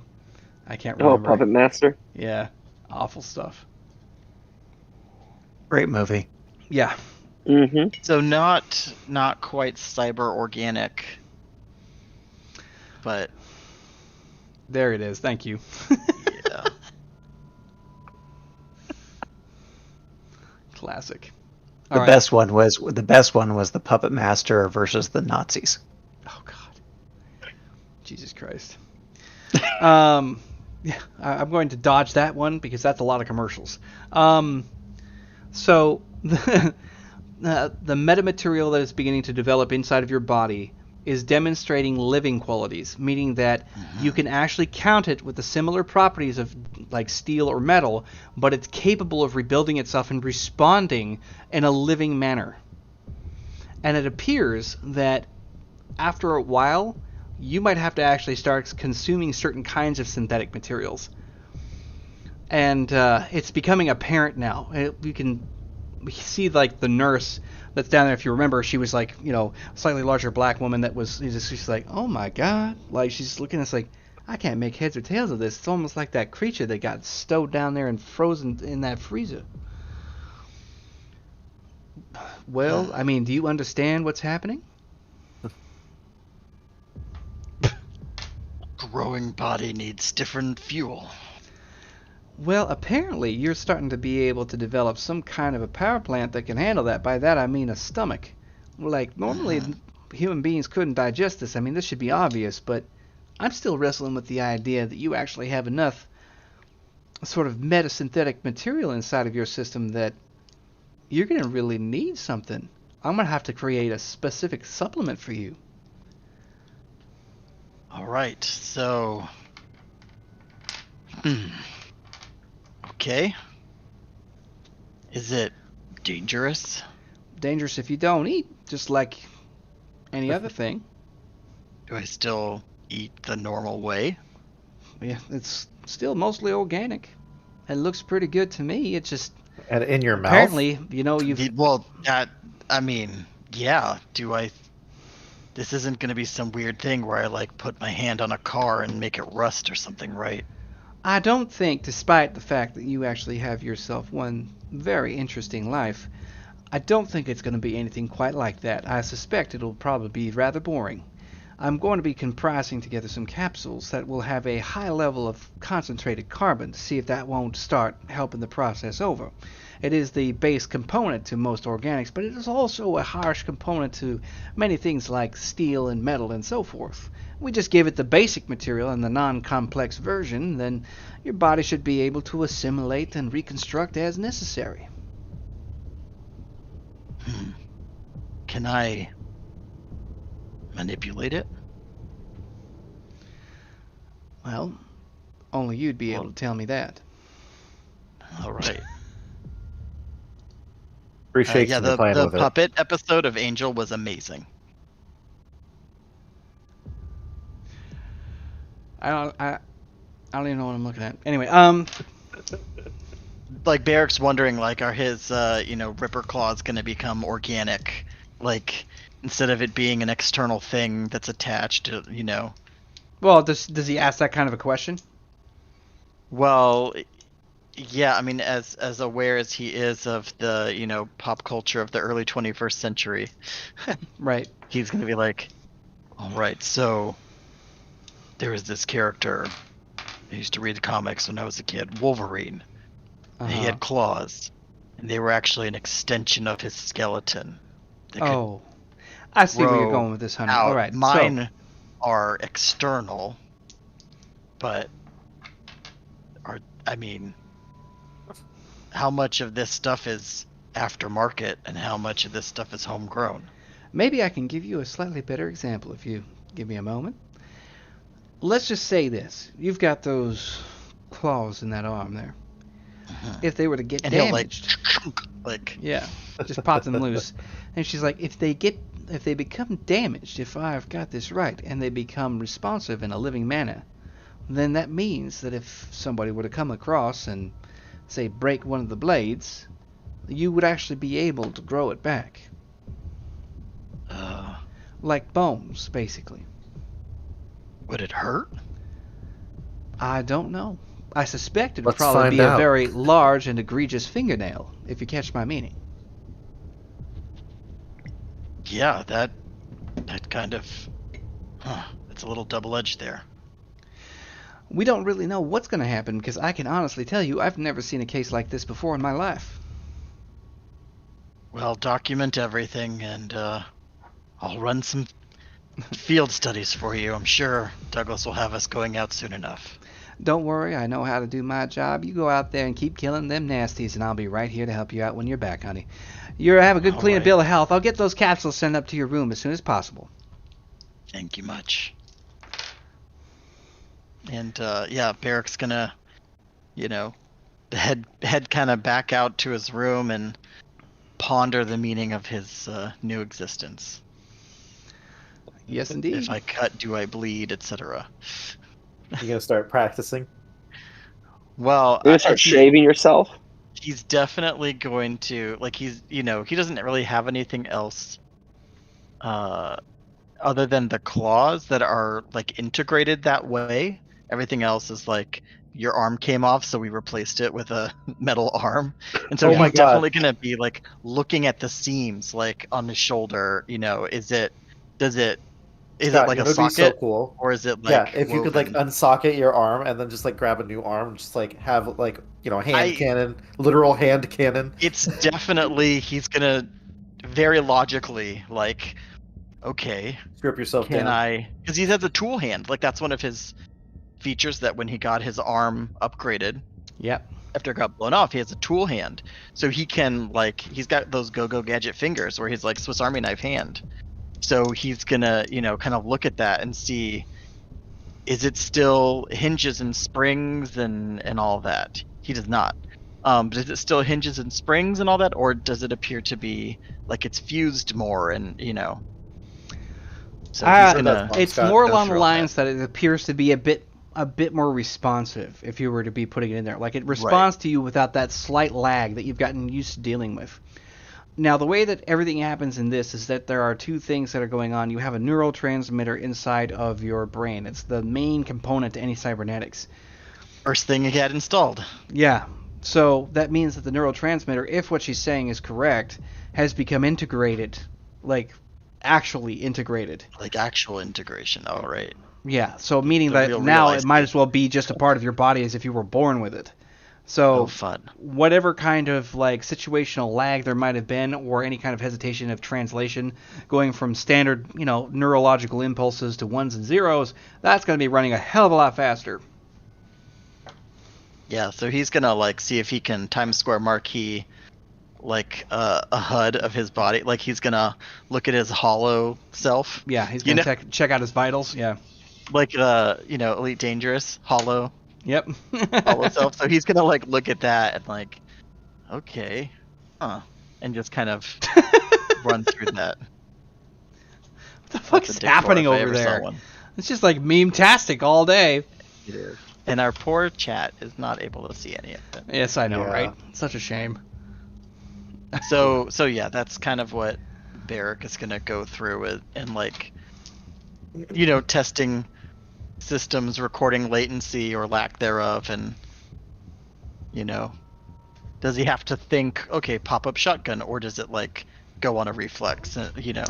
Well, you'll be pleasantly surprised in that it starts to react more like what you'd expect if you were like to go and reach for a spoon or do a jump. You're not going, okay, feet jump. You're just going, boop. Right. And it's happening a lot more along that you had to mentally train yourself to make that willful action occur. And then just like a baby who's learning how to walk, they had to basically tell their legs, okay, get up and move it. Same thing. Yeah. You got practiced at it, but this is definitely smoother. And there is a veritable difference in how it felt before to what it feels like now. So instead of feeling like this unnatural kind of attachment to the body, right, it's kind of like, okay, I feel more human, despite the fact that people would not classify it that way. It's like instead of operating something through gloves, like he's got his bare hands on it and can feel it, like. Mm-hmm. And the other thing he's gonna do before we can change scenes is he's just gonna try that, like, his arcane like overload thing that he does. Yeah. The arcane capacitor. So he's just gonna, like, in a not combat sense, but just like, can he, outside of the heat of battle, try and draw in, can he like make the lights dim? Like do that kind of flex, pull it in, breathe sort of thing, to draw in arcane powers or not? I kind of look at the Barrick ability to do this as sort of like breathing in Stormlight. Like I kind of get that same feeling. I didn't want to say that, but yeah, like, can he, and how much of it, when they're first starting out, they have to, like, they're really struggling with it, but then later it's like a reflex. So yeah, that's like where what he's you would kind do of is just make it, I believe we have you do a will check in order to pull that off. Yeah. So do the same thing. Barrick will be strictly focused on the sensation of what it's like when he draws in, and that's all he'll be doing. But yeah, you'll just make a will check and see if it happens when you're not stressed. Oh God, Screech from Saved by the Bell. Ugh.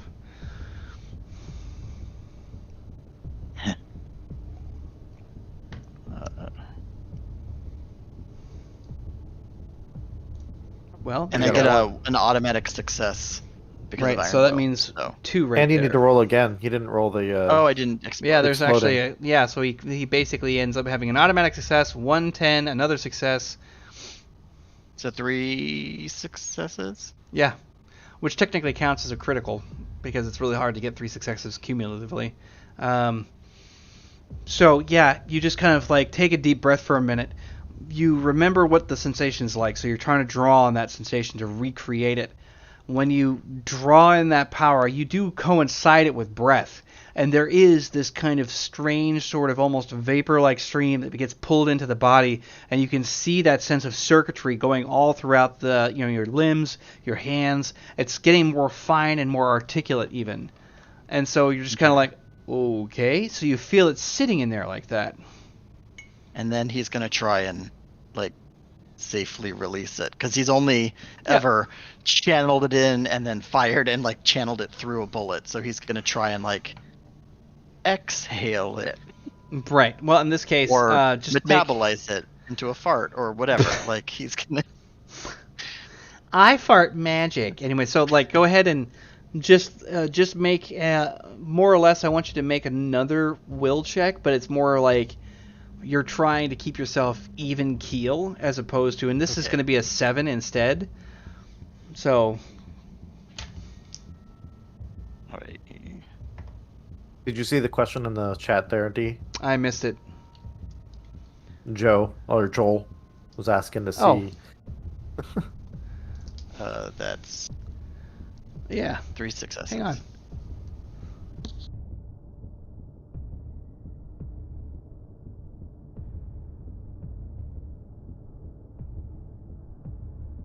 I hope Joel is watching right now.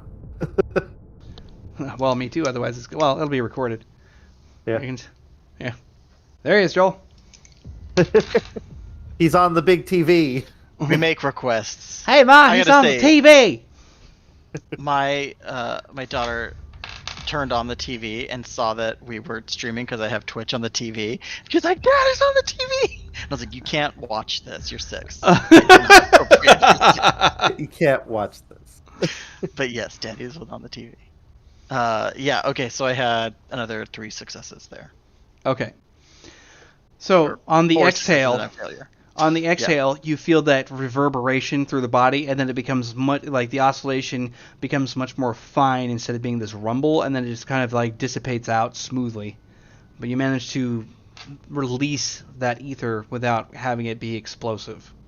Right, because that's, the whole danger of it is, cool, I drew it in, now I make a detonation. But You're like, boom! Different power. That's a different power. Arcane bomb. All right, so with that, he's gonna, do Android's Dream of Electric Sheep and go to bed. Electric Sheep. So, yeah, everybody kind of ends up having their point. Like Riv, you're able to. What did you get for your rolls? Scroll up. It was. Let's see. There are so many memes. I know. Okay, I got for my athletics, I got 17 and 18. Okay, here we go. And for my occult, I got 16 and 17. Okay, perfect. I wasn't wearing my my suit, my biotic suit, so I had to take those points down. I lost 5 reflex and 5 body, which would have made my athletics much better. But right. You don't wear that all the time. It's not a second skin.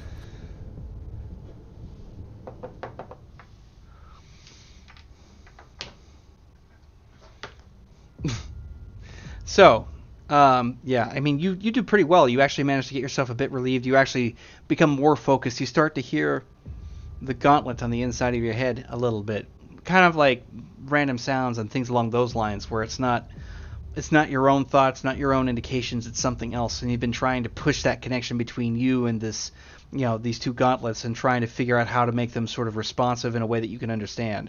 And it feels like you're kind of getting somewhere. That retard thing. Hit your chest and eat your ear.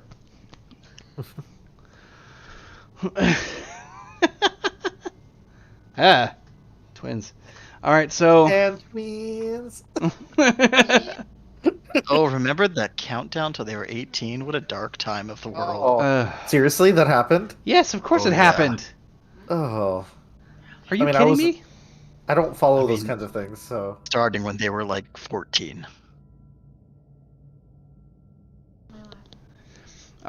So, but yeah, so, and then of course, Ivar, with what you're able to do, you start mulling it over. Now, the express, like, you were just trying to gain an understanding as to what was going on with this particular, like, device, trying to make it your own in your own way. For the shoebox in specific, or were you trying to enhance that whole idea?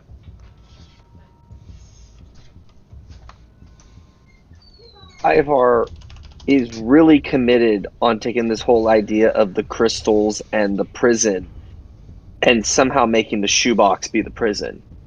He wants to know like I get the engineering here. I see the schematics of how this is done. And this is the shoebox. So it's just basically the same thing to Ivar.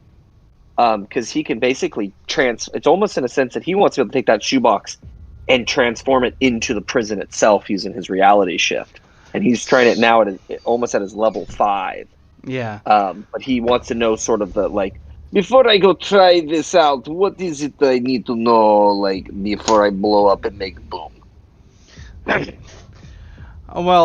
So Douglas will provide you with a lot of the information that he currently has given the circumstances. And, oh my god. Why is Bill dead? I can't wait for this. Oh wow, he's getting red in the face with his laughing. Oh, he's got the church giggles. That's the best. We'll wait. It's in the feed.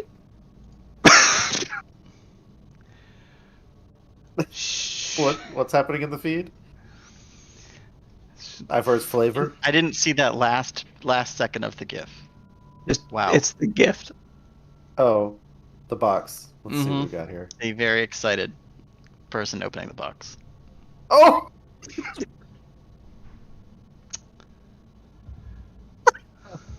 That's good. That's good. You got like 2 frames of the money shot there. All right. So, all right, Ivar. What you'll be able to do with this is that because of the prototype and the way that it works, you actually have this kind of thought where it's like, okay, maybe I can act as a fortifying effect. Make it possible for this to be like similar to the way that old castles used to have more than one wall of defense. You have the initial contact, and if the initial more or less the initial breakdown happens and they can't sustain themselves, if it's possible that they get contained in whatever the projectile is, however it manages to work, when they are absorbed within that, you can take the projectile and then just drop it into your shoebox. And so that way it creates this ultimate sort of imprisonment layer, because then it compounds on that geometric engineering. So in a sense, you're saying if the outsiders are Chernobyl and the crystals are the cement crap that we poured on top of it, Ivar is that cool cement thing that they put on top of the cement. Yeah. The cap. Yeah, you're basically a secondary defense mechanism that allows them to remain exactly as they are. Plus, it also means that all of these entities can be contained centrally, and then you can just take the box or hand it off to whomever.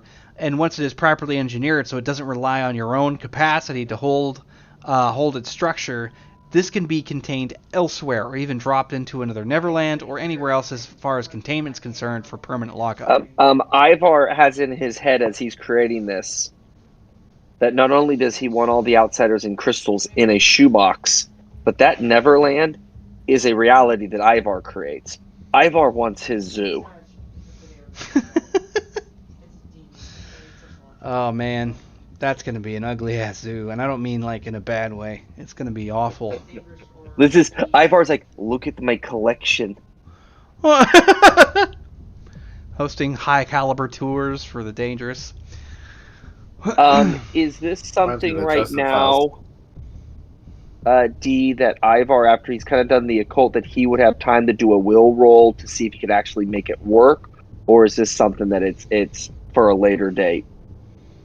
In terms of the construction of the shoebox, if you make me one hell of a couple of good occult rolls past this point, then there's a chance you might actually have a working prototype on your hands.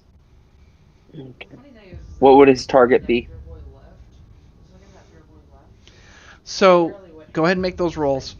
Here's the next part. More or less, we have everybody kind of has a chance to kind of get themselves recollected.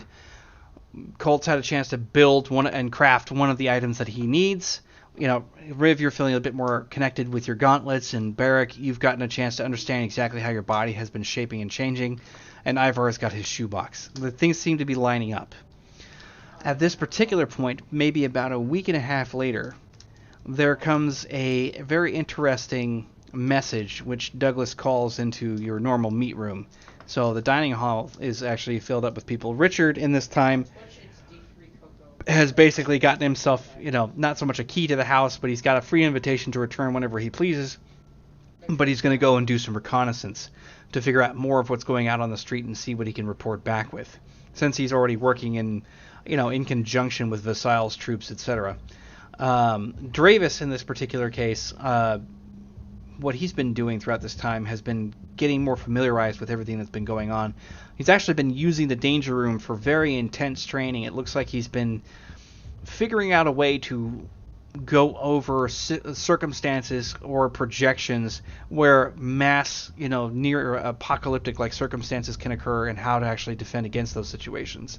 So he's been basically finding some measure of an apocalypse protocol, so that he can start training everybody else and how to react. I'm sorry, in my head, I see Ivar in there, and he's like, okay, do this now, Ivar.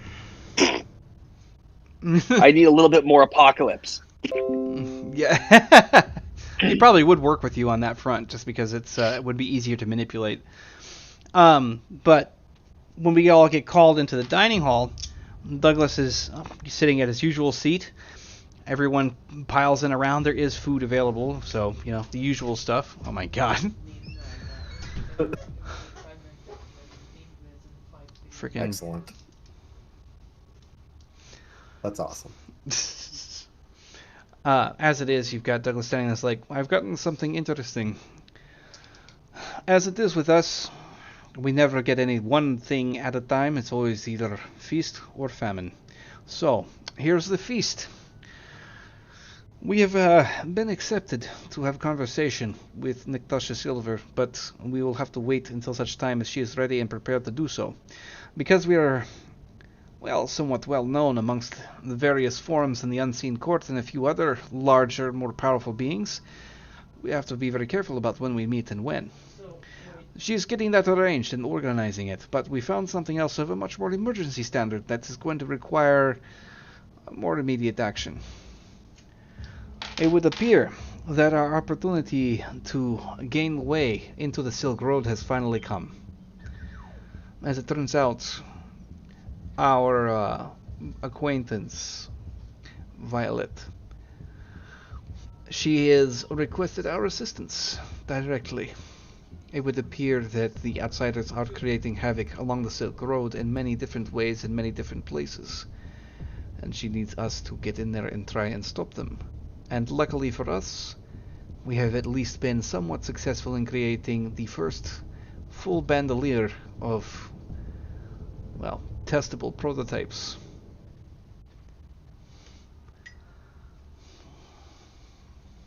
So, nothing fancy for a briefing this time, gentlemen and lady.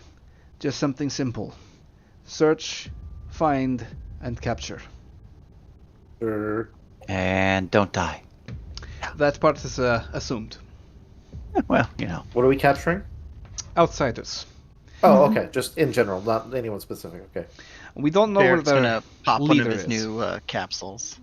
Yeah, actually. So we're basically field testing that prototype capturing device. Yeah, and it's like, I'll give you a rundown as to what you're looking at. We'll be using the 40mm grenade launcher. We need to make sure that whoever is using this is going to be well trained in its use. These will be launched from fair distance. It will require at least a 10-meter distance between target and the person who fires it, although it will not prime until past 3 meters. However, you hit the target directly within that 10-meter within that radius, it will work just the same because it will be lodged in the target. So, no harm, no foul. But there is a chance that with doing so, you could damage the internal workings and machinations. We've done everything that we can possibly do to reinforce the internal workings. Now, if you are successful in landing this and getting it to prime and allowing the proximity detonation to occur, it will work as far as we know, but that's the test that we have to make. What's the time frame, Mr. Douglas? We launched this thing into a monster. How long do we have for it to prime? Generally, you pull trigger, 10 meters primed. Yeah, it's so that if you won't explode if you drop it at your feet. Correct. It has to make a certain number of revolutions. How far do we have to be out of the blast radius? Well, see, 10 meters is technically considered to be safe zone. So that is also why it is that long. So, stay 10 meters away. At least. Yeah. Noted. Well, it will basically do this. It has a gyroscopic counterweight at the base. It shall prop itself up once it has ceased, and it has a 2.5 second delay time before popping off. So, it won't make any noise, bells, or whistles. It will actually kind of look like a dud. We do not suspect that they will understand what is happening when it happens, so we have a good element of surprise. Unfortunately, we could not expedite the detonation of this. Something to do with the metaphysics and engineering. It needs a little bit of time to snap. So, how many do we have? As I said, we have one full bandolier, so we have 10 rounds. Can it skip bounce, or does it need to be a direct hit? He looks at you and with his 10 head meters. tilted, like, Beric, I can understand that you're probably going to be the one on the trigger side of this, so of course I had you in mind. And yes, of course you can skip it within that 10-meter Alright. radius. Just thinking, depending on the situations, knowing what I'm able to do is good. Absolutely. But we are being requested to move as soon as humanly possible. I do believe that we have a 24-hour window to really jump on this. I don't want to keep her waiting for longer than that. There is a lot on the line. If we are successful, we'll gain access to the Silk Road, which means that the realms will open to us and travel becomes vastly easier. We have an inroad, or inroads. This will be basically like having access to the roads of Rome when they were at their peak. We can go anywhere without tariff or tax. I Nice. like that. Yeah. This So is do I. a good training session. And if God, we are I just see someday Ivar walks up to the Silk Road and everyone's like, "Who is this guy?" And like the bouncer's not letting anyone in, and Ivar just kind of comes stumbling. "Oh, after you, Ivar." And he walks into the club like he's the greatest thing ever, and everyone's like, "Why is he getting in?" And then he goes, "Ah, 'cause the ladies love Ivar, eh? So it's it's my like, natural musk." and as far as the warfront is concerned, the strange beasties that we had left behind almost a week and a half ago have not reoccurred recently. The initial culprit who was responsible for this, and as far as we can tell based on piecemeal satellite data, is that it was a vampire blood magic that was involved with the transformation of all those people at once. Highly enhanced. And as a result, those who are transformed cannot be readily transformed back. Not without severe help. And it would appear that the technocracy, for lack of better phrasing, nuked the area. Most of that block was destroyed. Most of the actual information in reference to the occurrence has been utterly wiped out. Not even Netwatch has access to the data. But we know that the technocracy has what they have, and it would appear that they have been pissed off, which is good for us, which means that the outsiders now have a secondary enemy with vast resources to deal with, which means that we can move more quietly, at least. I mean, that's a positive. It is, especially when two enemies are fighting. Nothing better.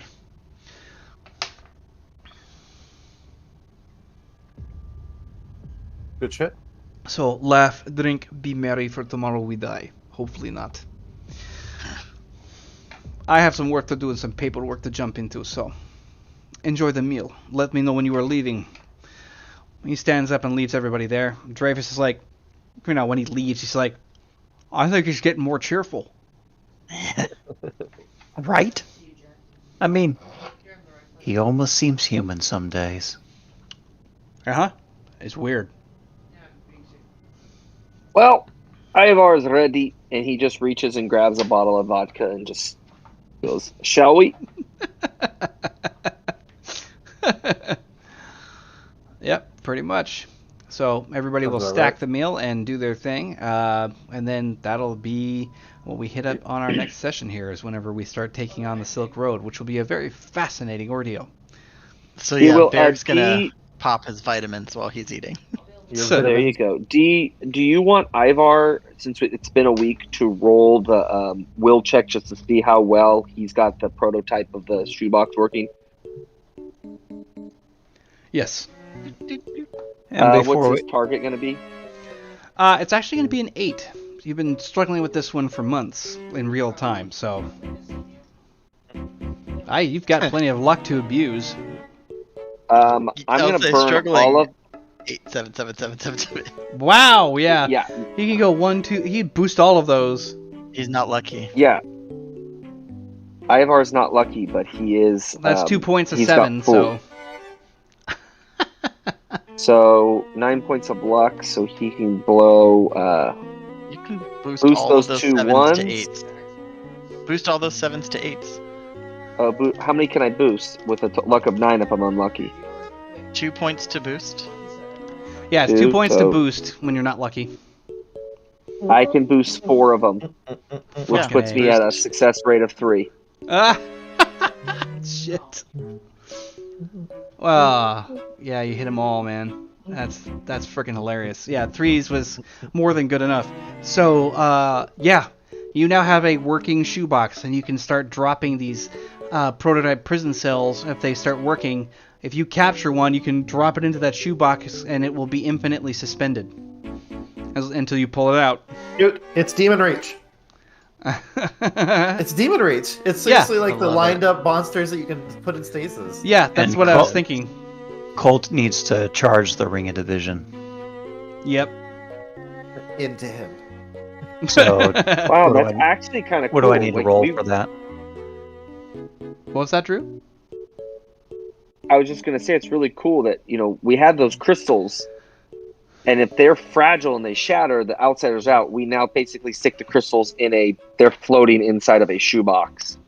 Yeah, they're inside of a massive recursive geometric prison. So that any kind of feedback is just reverberated into nothingness. It basically counter-oscillates to totally cancel out anything that would cause them to get free. And you see Ivar like, look how cool this is! And he's shaking it. Oh my god! Oh wow. Shit, thank you, Scott, man. Fucking nostalgia trip. God damn it. That's awesome. Highway to the Phantom Zone. I still love those movies. I always thought it was funny when it shattered. I was like, and then they just fly out. It's weird. Yeah. I also wanted to have like good old-fashioned prison hula hoops like they had in Superman 2. Age-old special effects.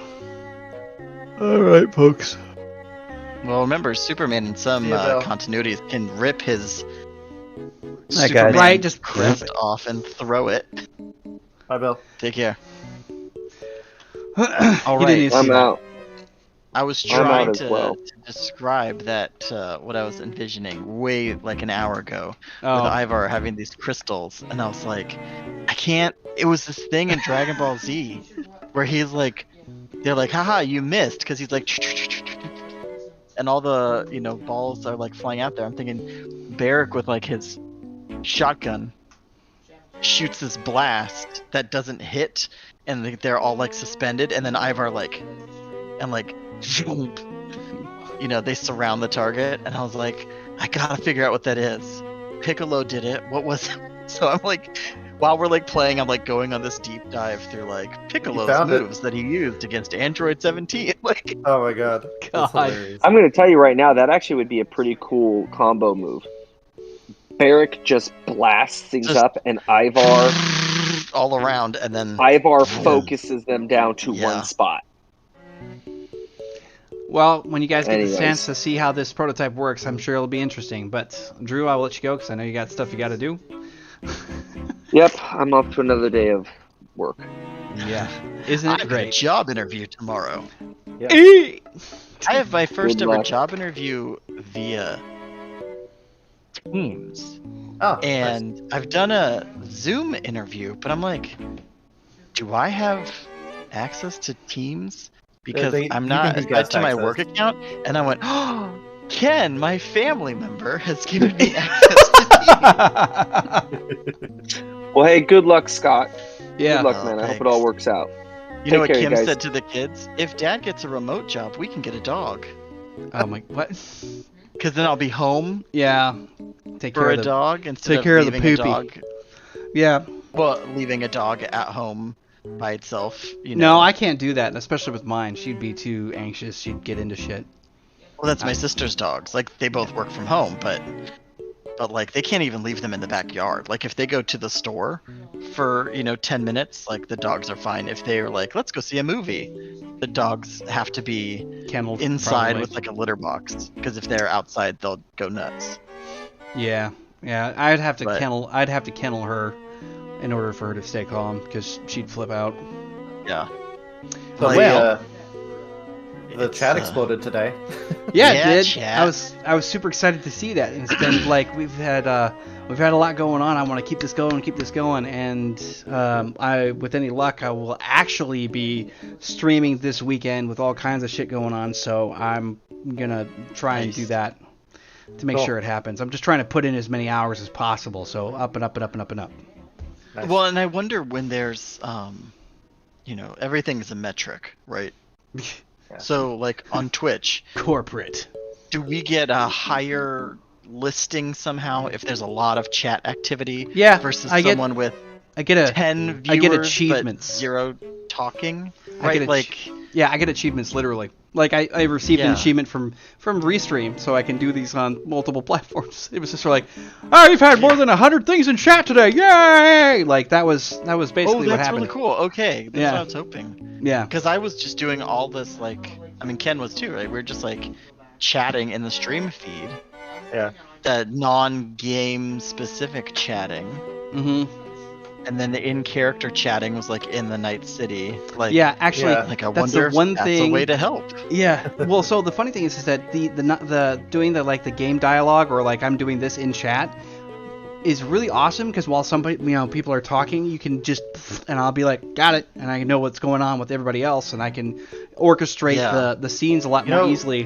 What I was thinking is we might want to actually have like a sub channel for roles, so that one place is literally just for game chat, one place is just for roles, because we don't. I could improve. You know, I could improve the OBS scene and make it that inclusive. I think if there, since we still got people watching, hell, just tell us. You think that'd be interesting if we had like our roles separated and had a separate chat thing going on?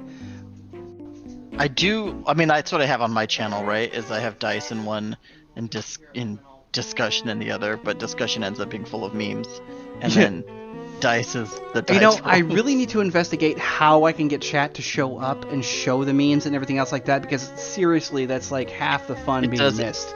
add flavor. So, how is your chat in Twitch? Is that through OBS? All of it's through OBS. So So- I've actually got the Restream chat, which combines the two in OBS, and I also have it in Discord. Because I was looking while we were playing, and it was like, first off, Twitch now has integrated GIFs, like through Giphy. Okay. So I I don't think know if Restream that could. screws it up though. Whenever I try to see it here inside of OBS, it gets all garbled. I think it comes through just as like I have to we stretch. might be able to figure it out. But Yeah. I'm saying on the Twitch side. Yeah. So there could be something in the Twitch chat that allows GIFs. So that might be a channel setting that you have to turn on or something like that. Yeah. Because you can. So if you can do that, that kind of solves the issue. But then like, Bill and Drew aren't in Twitch, Yeah. So Something to think about. I'm gonna go ahead and Yeah. drop the stream, but thanks to everybody for watching, and we'll see you around next